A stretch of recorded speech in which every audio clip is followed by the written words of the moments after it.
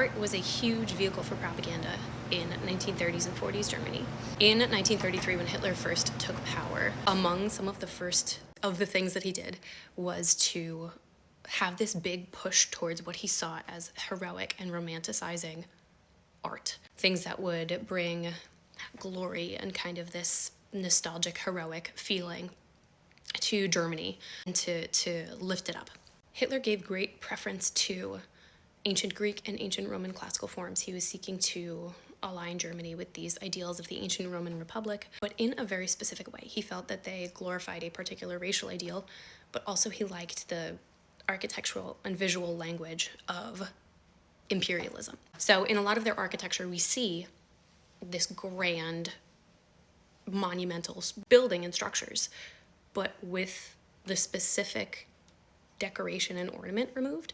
So it's sort of this stripped, kind of bare dystopian to us probably, that's taken away all of the context and all of the adornment, right, that would have meant a lot in ancient Rome and Greece. Something that's very important that they did was to demonize and kind of other art that he didn't approve of, and his specific opinion was given a great deal of weight in terms of judging what art was legitimate and what was not. And what they did at first was not to like take it away and be like, well, this is, this is unacceptable, it's forbidden now, because I think that people would have really not responded to that very well. What he did was a lot more insidious and a lot more effective. They had a huge exhibition where they showed, the kind of art that he preferred, and they also showed what he called degenerate art right across the hall, same place.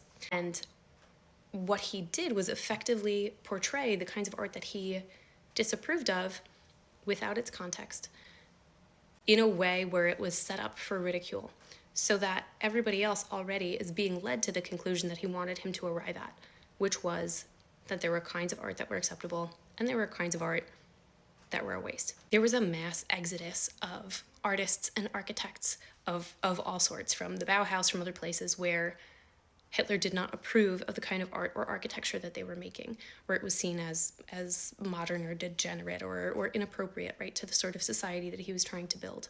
I think it's really important to talk about art history. I think it's really important to understand the different movements and where we come from and where it's going. Food for thought.